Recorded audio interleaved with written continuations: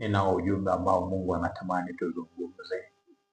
Kuletee Zaburi ya 105 mstari wa 4 peke yake. Zaburi ya 105 mstari wa 4. Hebu lisikilize neno la Bwana linavyosema. Neno la Mungu linasema, mtakeni Bwana, mtakeni Bwana na nguvu zake, utafuteni uso wake siku zote. Naomba nirudie neno hili, mtakeni Bwana na nguvu zake, utafuteni uso wake siku zote. Bwana Yesu asifiwe, mwana wa Mungu. Naomba tutafakari neno hili. Ni neno rahisi sana kulitamka na ni fupi sana, lakini kitu ambacho kimenipa kufikiria sana juu ya neno hili ni kwa neno ambalo Daudi anasema nasi. Kwa nini anasema mtakeni Bwana? Mtakeni Bwana. Hoja hiyo tu, kumtaka Bwana maana yake ni nini? Kumtaka Bwana maana yake ni nini? Na ni kwa nini Daudi aseme hivyo? Kwa nini Daudi aje na hii Zaburi akisema mtakeni Bwana?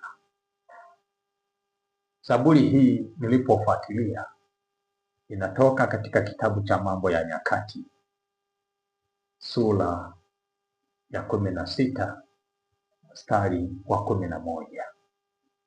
Mambo ya Nyakati wa kwanza sura ya 16 mstari wa 11. Neno hili ambalo liko kwenye Zaburi, kisoma Mambo ya Nyakati utalikuta liko vile vile, na penyewe linasema mtakeni Bwana na nguvu zake, utafuteni uso wake siku zote. Kwa nini sasa Daudi anakuja na neno hili? Ukienda katika Mambo ya Nyakati utakuta ni wimbo. Daudi amewahimiza wana wa Israeli wakiongozwa na Asafu pamoja na wana wa Lawi, wale Walawi ambao walikuwa ni wataalamu wa kubeba sanduku la agano.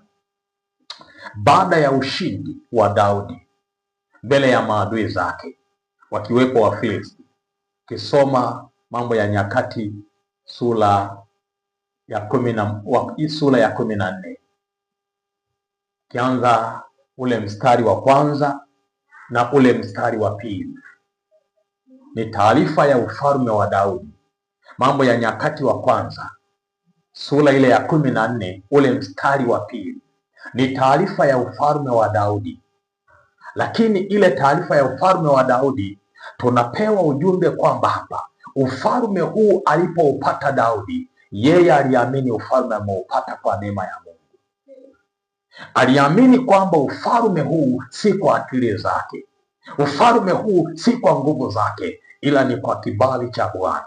Anasema ule mstari wa pili, Daudi akajua ya kwamba Bwana amemweka imara ili amiliki juu ya Israeli, kwa kuwa miliki yake imeinuka kwa ajili ya watu wake Israeli.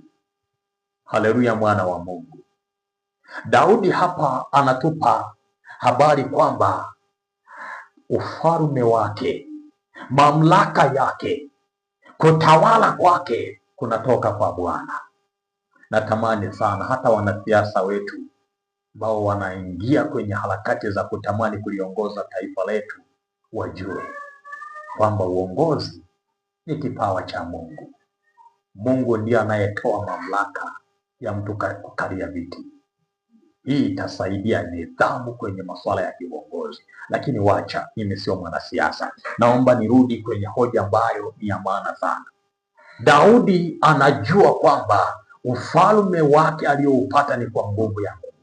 Na ndio maana sasa ukisoma Mambo ya Nyakati wa kwanza sura ile ya 14 mstari wa 8 mpaka wa 10, Biblia inasema hivi: na waliposikia hao Wafilisti ya kwamba Daudi ametiwa mafuta ili awe mfalme juu ya Israeli wote, Wafilisti wote wakapanda kumtafuta Daudi, naye Daudi akasikia, akatoka nje kupigana nao. Mstari wa 10, Daudi akamuuliza Mungu akasema, je, nipande juu ya Wafilisti utawatia mkononi mwangu?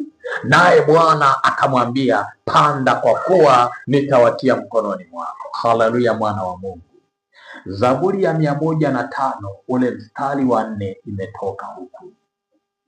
Daudi yuko katikati ya vita, Wafilisti wameinuka, lakini ametuambia ule mstari wa pili, ile Mambo ya Nyakati wa kwanza 14 ule mstari wa pili, kwamba Daudi anatambua ufalme aliyoupata ni kwa neema ya Bwana. Ufalme aliyoupata ni kwa nguvu ya Mungu. Mungu ndiye aliyeachilia kibali Daudi awe mfalme. Sasa wanainuka maadui kutamani kupigana naye. Angalia maneno ya Daudi hapa. Wakati amezingirwa na maadui wake, yeye anakwenda mbele za Bwana.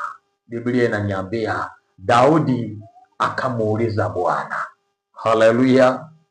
Daudi akamuuliza Bwana akasema, nipande juu ya Wafilisti utawatia mkononi mwangu?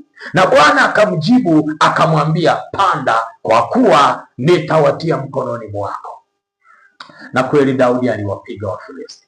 Sasa ile Mambo ya Nyakati wa kwanza sura ya 16, Mambo ya Nyakati wa kwanza ile sura ya 16 ule mstari wa 11, ndipo sasa Daudi anatunga wimbo ukiongozwa na Asafu.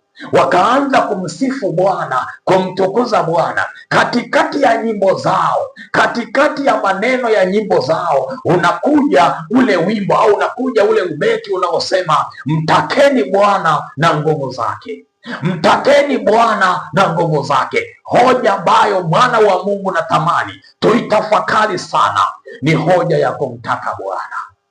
Bwana Yesu asifiwe sana. Niseme hivi, tuko kwenye dunia ya mashindano, tuko kwenye dunia ya vita, tuko kwenye dunia ambayo tunatafutwa mchana, tunatafutwa jioni, tunatafutwa asubuhi, tunatafutwa usiku. Tunamhitaji Yesu, lakini tunapomhitaji Yesu tunatakiwa tuwe na kiu, tuwe na ile nia, tudhamirie, tuwe na ule uhitaji wa kuwa na Bwana. Bwana Yesu asifiwe sana.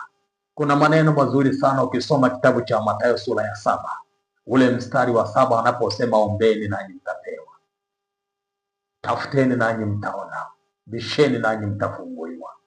Lakini pia ukisoma katika Isaya 55 ule mstari wa 6 anasema kabisa, mtafuteni Bwana maadamu anapatikana. Hoja ya msingi hapa ni kwamba Daudi anatukumbusha tukimtaka Bwana ndipo tutakutana naye.